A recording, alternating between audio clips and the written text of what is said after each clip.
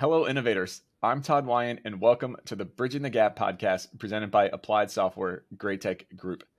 You're invited to join our conversation to model the future of construction innovation and the digital transformation adventure of this great industry. My guest today is Matt Kleiman. He's the co-founder and CEO of Cumulus Digital Systems, and an IoT platform that spun out from Shell's TechWorks division and was named to CNBC's Upstart 100 list of the brightest, most intriguing startups. Matt has an extensive background in technology and energy. Welcome to the show, Matt. Hey, Todd. Thanks for having me. Yeah, looking forward to this conversation for sure. So before we really dive into it, how did you get into the construction industry? Sure. A bit of a winding road. I was originally in aerospace, and I was working at a company called Draper Laboratory here in Cambridge, Massachusetts, that does guidance and control systems for aircraft and spacecraft. And after the Deepwater Horizon disaster in 2010, a bunch of energy companies came to us at Draper and wanted to learn how to build systems that operate in challenging environments safer and operate them safer. And so started doing that for a couple of years. Eventually was hired by Shell to start Shell TechWorks, as you mentioned in the intro. And there I started to really focus on capital construction in the energy industry and ways to make it both safer, more environmentally more environmentally friendly, and more productive. And that's how I really started to get into the construction world.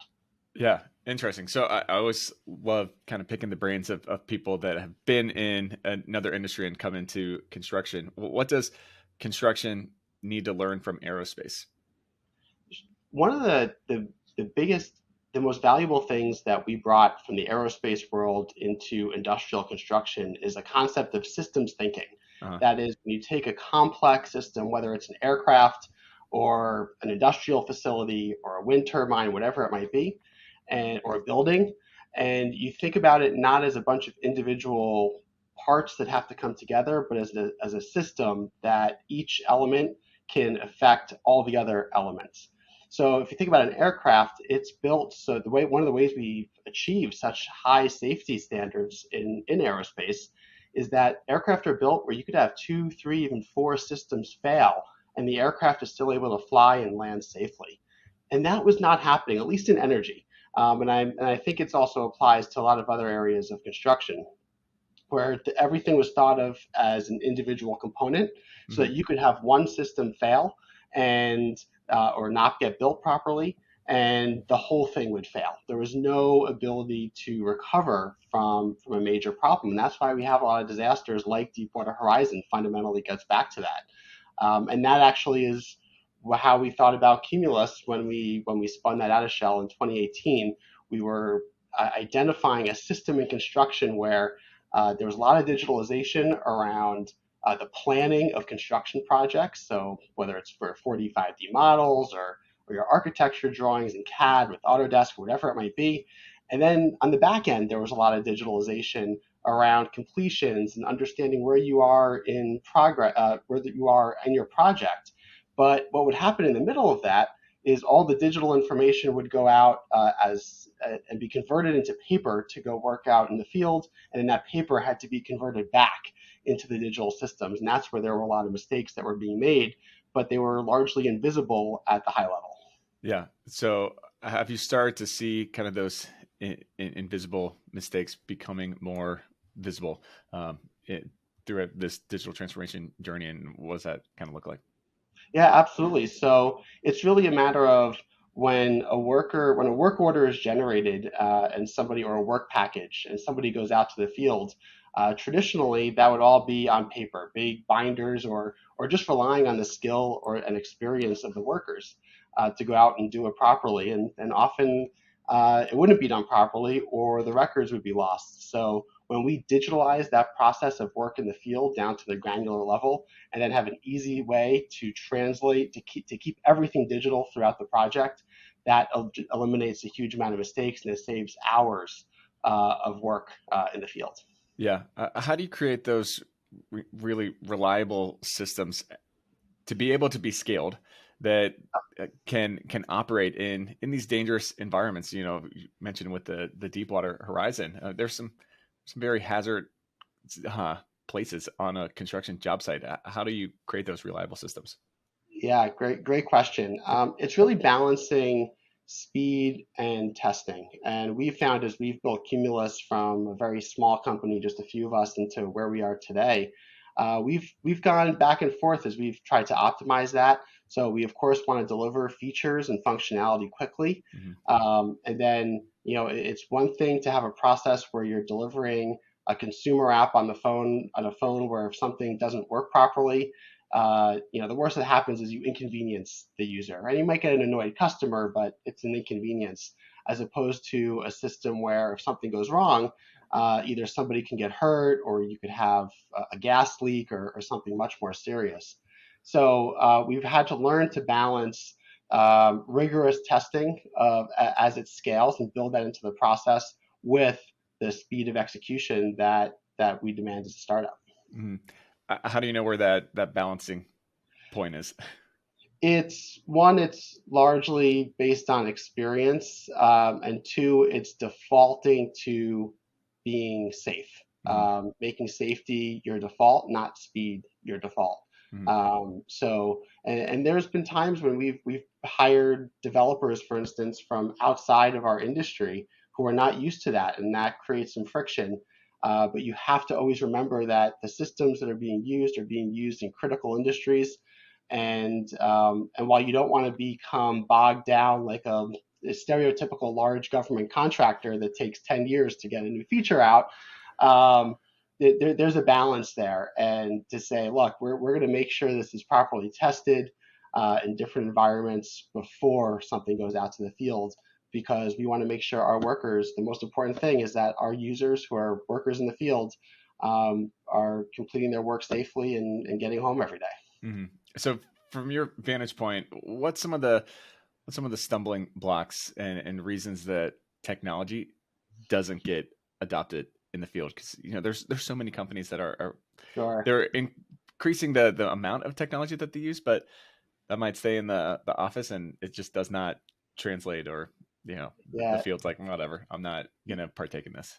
you get something that I've seen a lot is called pilot purgatory, where you just keep things in pilots. Yeah, yeah. Oh, and they never get out of the pilot stage. Right. I think there's a few different reasons to generalize why things don't work out. One is that systems are put in the field where the return on investment is very hard to quantify, or it's not going to be quantified until the distant future. Hmm. I remember when I was in Shell, we would have companies come to us and say, effectively, we have this new data analytics platform. So give us all your data, and maybe in 6 months you'll start to see results. And one problem was, well, there was really no data because it was all on paper in people's heads. It wasn't in this nicely architected system. Hmm. And two, something that may or may not deliver value 6 months from now is hard to get people excited about. Another problem that I've seen is that systems are try to go out and especially early on and try to solve too many use cases at once, so that they become pretty generic Hmm. and not useful to the worker who is in the field, who says, well, this doesn't really make my life easier because it's not really helping me. It's not tailored to whatever my specific job is. Hmm. So starting new systems to serve a niche is a really powerful adoption tool, because you could optimize for that niche and then grow bigger beyond that. Three, kind of what we were talking about with testing. Things are buggy in the field. There's very little tolerance for that in Yeah. construction. Oh, for sure. Something doesn't work. People are just going to say, this is, expletive, expletive, expletive, throw it away, and you've lost them. You're not getting them back. And then the final thing I would say, technology companies are not very good at supporting workers in the field when something does go wrong, especially larger companies. Very much after the sale is done, there's then some sort of remote support framework. And if something goes wrong, we've heard from our customers it can be very hard to get support. So that's something we've done, and other successful companies I've seen do, is make sure that we're right there with our users, and that they feel like we're in it with them. so that there's an understanding that technology is new. It may not always work properly the first time, but as long as you're there with them through the process and they feel like they're not being abandoned, there's much more tolerance than if they have to call some remote support line overseas and may or may not get an answer Yeah. in a day or two. Yeah, absolutely. So I'd love to kind of double click on that for a second. You were explaining it there, but what's the onus and the responsibility for the technology to help in the adoption and implementation, and kind of what's tech getting wrong about construction? Um, a few things. One, the construction industry. So tech, by and large, tech is used to selling either to other startups or Mhm. other sophisticated buyers, like selling into an IT department, whether it's a better data security, a better cybersecurity solution, a better cloud hosting platform, whatever it might be. Um, they're selling to sophisticated buyers who are used to buying technology. Mhm. Construction, while it's certainly gotten better over the past few years, they're still very new to buying technology. There aren't established systems and processes for doing it. And one area that comes up in pricing, a lot of times construction companies don't know what they should be paying for new technology. Mhm. They don't really understand what they're losing by not adopting technology, because it's not that they're putting out a bid and saying we're going to bid for this new system that we know we need.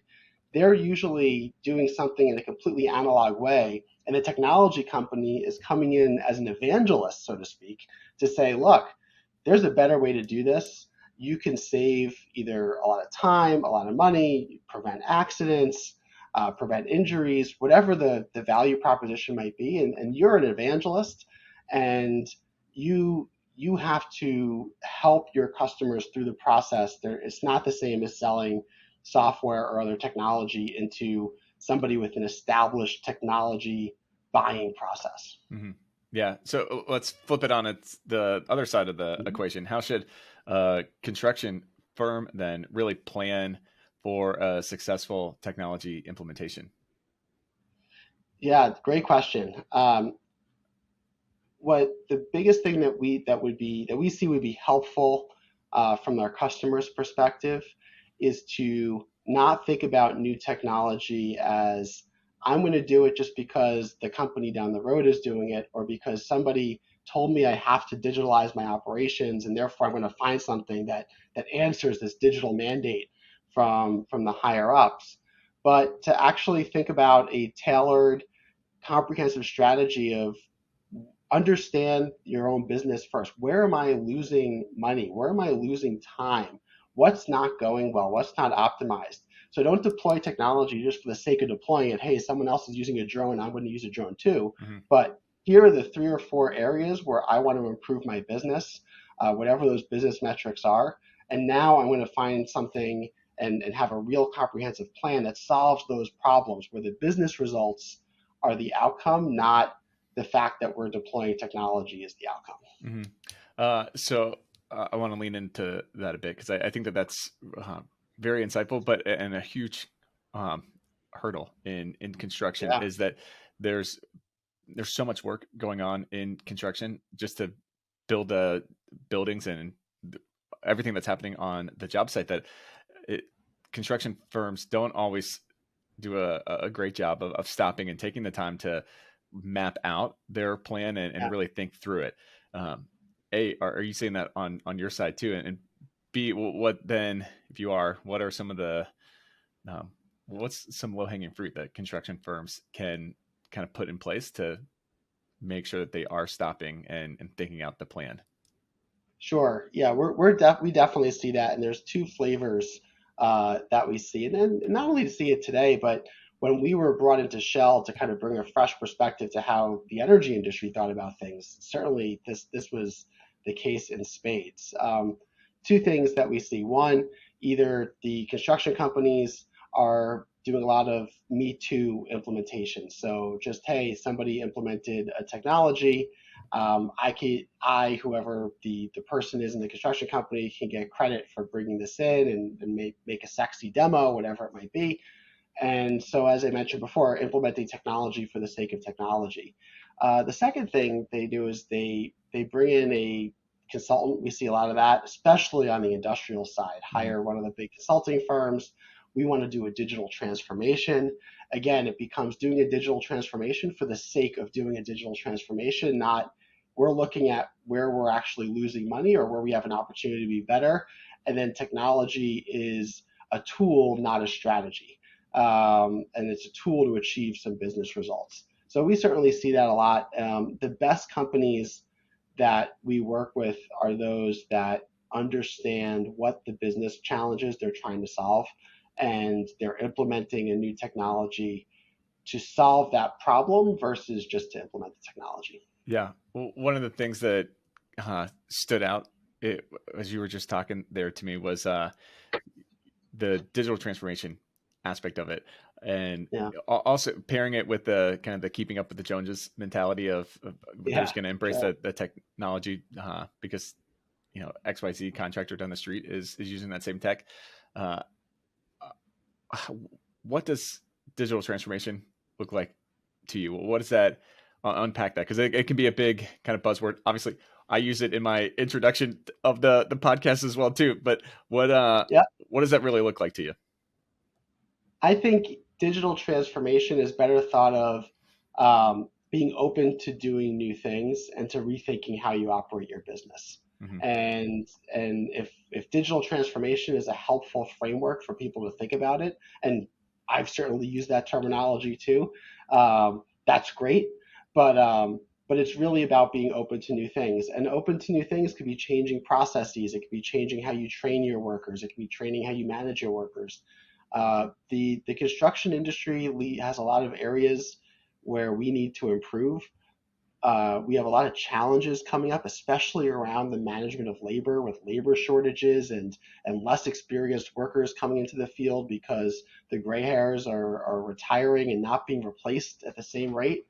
So we have a lot of challenges there, and technology is one important way we're going to solve it for sure, but it's not the only thing we're going to do. But if it helps get buy-in and budget and opens people's minds to doing new things and not having the old, well, we do it this way because that's the way we've always done it, which I'm sure you've seen. It's all over the We've place in never our heard that industry. expression. Uh, if the digital transformation is a framework that helps people get over that, that's great. That's awesome. Yeah. But the people who are actually responsible for implementing it need to understand that it's not doing digital for the sake of digital. It has to be for a broader, more tangible business objective. Yeah. Yeah. I love bringing it back to what are you trying to accomplish with this? This is the same with technology. It's the same with anything. If you're running your business well, you should always be circling back. Why are we doing this? What? Why are we doing this? Yeah. Exactly. It's What do we want to get out of it? And then if if we're successful, what does step two, three, and four look like? How do we get beyond just piloting something new? Who's ready to receive it? Going back to the analogy with a technology company that's selling into an IT department, mhm. there's an established infrastructure. Okay, you pilot a product, and then there's an infrastructure in place to receive that and implement that product. We don't have that in construction. We might have a digitalization office or a digitalization manager, or maybe an internal venture capital arm or something in our companies. And they're great at getting you to the pilot, but then they expect it's an amorphous somebody else is going to be responsible for scaling it up and implementing it. Yeah. And and that very often fails if that's not established up front. Who's going to take the baton and run with it? Yeah. No, that setting expectations is crucial, because I think what can happen a lot is the the expectation on the tech side is we're doing the pilot, and then it's obviously going to be scaled and grown. But Yeah, on the construction side, if nobody communicates that this is a pilot and then it right. needs to then be scaled, they think that the pilot is the end. That's That's victory, yeah, right? you know, mission Exactly. accomplished. Exactly, and it works out just as well as Mission Accomplished did Right. in 2004 on the aircraft carrier. Yeah. So Yeah, a exactly. lot of analogies there. So what are some emerging trends, both in new tech and how is the end user adoption really changing and evolving in construction? So one of the biggest trends, and maybe the flip side of the labor issue, is just how open workers are to new technology. So I first started to deploy technology in construction in about 2012 is when I kind of moved into the construction space. So it's been 10 years now. In the early days, especially on the industrial side, you wouldn't be allowed to bring mobile devices onto the field. That was just a big no-no. It was too dangerous, especially in processing facilities. Mhm. But also the workers were incredibly skeptical of using any sort of technology, whether it's big brotherism or not wanting to learn something new or this is going to get in my way. As you have new generations of workers coming in, and we see this, we have customers all over the world, whether it's in North America, in Europe, and we have customers in Africa and Asia, and we see this consistently that everybody is just used to having technology in their lives. Everybody's used to having a smartphone, so that's not the big deal in implementation anymore. Yeah. And and I think that's something that the construction industry could lean into, that worker adoption is always something you need to think about, but the new generation of workers are much more open to trying and doing new things, but they have to see they're very demanding on quality, on the companies being there with them. They want it to work as well as their iPhone or Android apps work in their personal lives, um, and and and they want to see it actually make their jobs better. They don't want they're not excited when it takes them longer or it's more difficult to do something, even if it might seem cooler or there's some amorphous benefit down the road. Um, but the openness of the workforce to use technology is night and day from when I started 10 years ago. Yeah. No, I more than agree. I mean, a smartphone or a tablet is like it's almost table stakes now. Like, why would we not have this as Right, the younger generations coming in? So if right. that really isn't one of the big hurdles in implementation like it used to be, what do you see as kind of the next implementation hurdle? It goes back to not having the internal processes set up to intake technology into these companies, to not being a sophisticated procurer of technologies, Mhm. to be doing a lot of too many one-offs, too many things in pilot purgatory, too many zombie projects. Um, just not too many, as we said, keeping up. I love the term you use, keeping up with the Joneses. Just the buyers of the technology, the companies using technology, just have to put the processes in place to do it from beginning to end, and that all goes back to having a business focus. Mhm. Nice.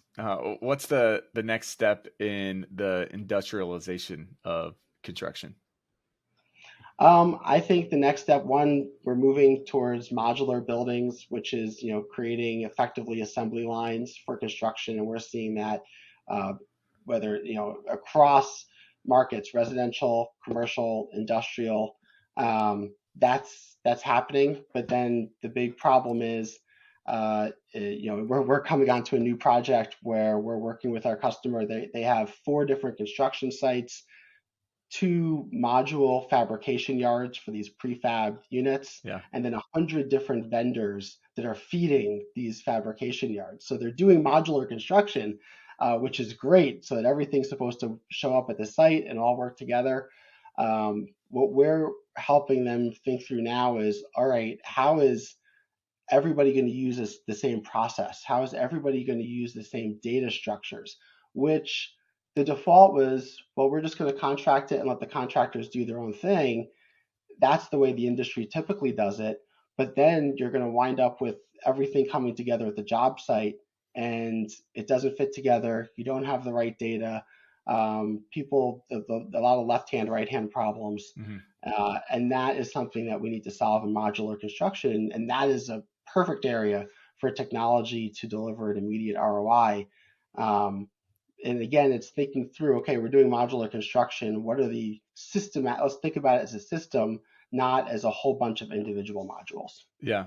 So how do you bring that uh, kind of visibility and the knowledge further upstream instead of just keep on pushing it to the job site?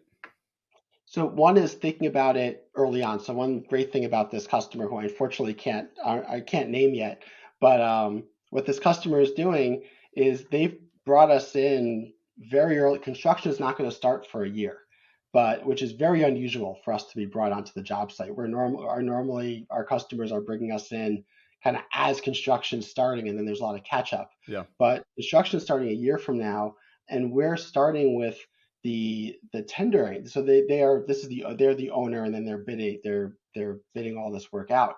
And they asked us, hey, help us develop a strategy for standardizing all the data structures. And we're starting the first thing we just did last week is put language into their tendering documents to require consistent data usage, data structures, consistent technology usage across all of the vendors and modular yards that are going to be on this project. And this is going to be a 10-year effort with all the construction is happening in the United States, but the different modulars are coming from all over the world. So it's a huge project. They're doing a great job of thinking in advance, how do we standardize all this? But one of the reasons they're thinking about it is because we did a big project with them a couple of years ago, and they saw the downside of not thinking about this stuff early on. And now it's the same team doing it again, learning from all of the challenges they had before, which is fantastic. And I really look forward to being able to share what they're doing in more detail. But I think that's the future, is that the owners, the GCs, have to be much more proactive about thinking through everything coming onto the job site, standardizing what the data about all of the people and equipment and materials and parts that are coming in together. Think about it as a system, not just as individual units, and then we'll figure it out when it gets here. Yeah. No, I love that. And I really love that they were willing to learn from a past mistake Absolutely. and change it going forward. I mean, Absolutely. that's the And whole game. That's innovation. I really look forward to seeing what happens, a year, 2 years from now, as we really get going on the project and bear fruit, and all those that forethought bears fruit. Yeah, that's awesome. So, what does innovation mean to you? Innovation to me is similar to so innovation and entrepreneurship are two terms that are used different. They're used the same way, and a definition that I've used for entrepreneurship that I think also applies to innovation isn't about the money, isn't about raising venture capital. Entrepreneurship is willing to think about how the status quo can change, Mhm. and being able to take some sort of risk, whether it's career risk or financial risk or the risk of embarrassment or the risk of failure, to change the status quo. And that's innovation, but that's also my definition of an entrepreneur, is someone who's willing to do that. Yeah, I love that. I totally agree. How do people find out more information and connect with you? Sure. Best way to connect with me is on LinkedIn. Just look up Matthew Kleiman at Cumulus. And then our website for our company is Cumulus DS, as in Cumulus Digital Systems, so cumulusds.com. But I'm pretty active on LinkedIn and welcome anybody to connect and learn about and exchange ideas. Awesome. Well, final question. If I could give Yeah. you all power and you could snap your fingers and innovate one thing in the construction industry, what would you pick to innovate? Ooh, great question. Think about it for a second. I would want to change I would want to eliminate all paper from a job site. I think paper uh, is the root cause. Having things on paper is the root cause of a lot of problems, mistakes, and evils on the job site.